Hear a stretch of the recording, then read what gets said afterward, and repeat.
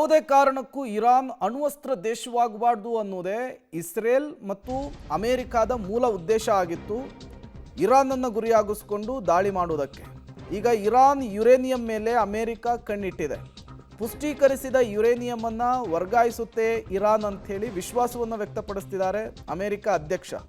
ಶಾಂತಿ ಒಪ್ಪಂದದ ಭಾಗವಾಗಿ ಯುಎಸ್ಗೆ ಯುರೇನಿಯಂ ಅನ್ನು ಕೊಡುತ್ತೆ ಅನ್ನುವಂತಹ ವಿಶ್ವಾಸದ ಮಾತುಗಳನ್ನು ಆಡ್ತಿದ್ದಾರೆ. ಯುರೇನಿಯಂ ಅನ್ನು ಮರುಪಡೆಯೋದಕ್ಕೆ ಟೆಹರಾನ್ಗೆ ವಾಷಿಂಗ್ಟನ್ ಸಹಾಯ. ಅಮೆರಿಕ ಇರಾನ್ನೊಂದಿಗೆ ಜಂಟಿಯಾಗಿ ಕೆಲಸ ಮಾಡಲಿದೆ.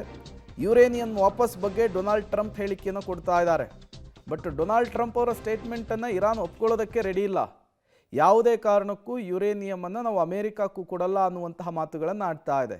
ಆ ಕಡೆ ರಷ್ಯಾ ಅಧ್ಯಕ್ಷ ವ್ಲಾಡಿಮಿರ್ ಪುಟಿನ್ ನಾವು ಯುರೇನಿಯಮನ್ನು ಇರಾನ್ ಕೊಡುತ್ತೆ ಅಂದರೆ ತೆಗೆದುಕೊಳ್ಳೋದಕ್ಕೆ ರೆಡಿ ಅಂತ ಹೇಳ್ತಿದ್ದಾರೆ. ಹಾಗಾಗಿ ಈ ತಿಕ್ಕಾಟ, ಈ ಹಗ್ಗಜಗ್ಗಾಟ ಎರಡನೇ ಸುತ್ತಿನ ಮಾತುಕತೆಯಲ್ಲೂ ಕೂಡ ಪ್ರಸ್ತಾಪ ಆಗುತ್ತೆ. ಅಲ್ಲಿ ಏನೆಲ್ಲ ಬೆಳವಣಿಗೆಗಳಾಗುತ್ತೆ ಅನ್ನೋದನ್ನು ಕಾದು ನೋಡಬೇಕಿದೆ.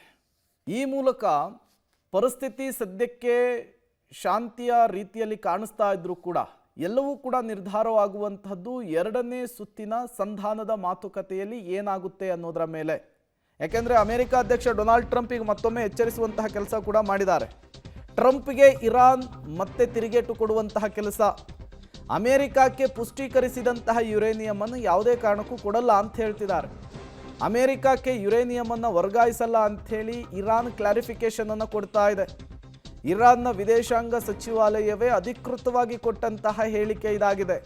ಹಾಗಾಗಿ ನಾನು ಆಗಲೇ ಹೇಳ್ತಾ ಇದ್ದ ಹಾಗೆ ಯುರೇನಿಯಂ ವಿಚಾರಕ್ಕೆ, ಅಣ್ವಸ್ತ್ರದ ವಿಚಾರಕ್ಕೆ, ಹೊರ್ಮುಜ್ ಜಲಸಂಧಿಯ ವಿಚಾರಕ್ಕೆ ಮತ್ತೆ ಎರಡನೇ ಸುತ್ತಿನ ಮಾತುಕತೆಯಲ್ಲೂ ಕೂಡ ಹಗ್ಗಜಗ್ಗಾಟ ಆಗುತ್ತೆ, ಬಾರ್ಗೇನ್ ಆಗುತ್ತೆ.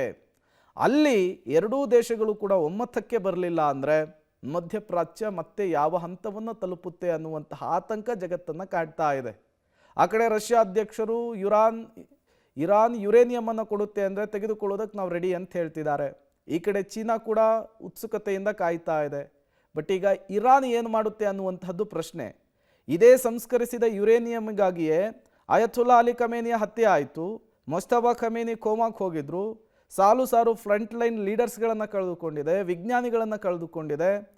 ಇಂತಹ ಸಂದರ್ಭದಲ್ಲಿ ಇರಾನ್ ಅಮೆರಿಕದ ಮಂಡಿಯೂರಿ ಸಂಸ್ಕರಿಸಿರುವಂತಹ ಯುರೇನಿಯಮನ್ನು ಅಮೆರಿಕ ಕೊಡೋದಕ್ಕೆ ಮುಂದಾಗಲ್ಲ ಅನ್ನೋದು ಸ್ಪಷ್ಟ. ಆ ರೀತಿ ಇರಾನ್ ಮಾಡಲಿಲ್ಲ ಅಂದರೆ ಅಮೆರಿಕ ಮುಂದೇನು ಮಾಡುತ್ತೆ ಅನ್ನುವಂತಹ ಕುತೂಹಲ ಕೂಡ ಹಾಗೇ ಇದೆ.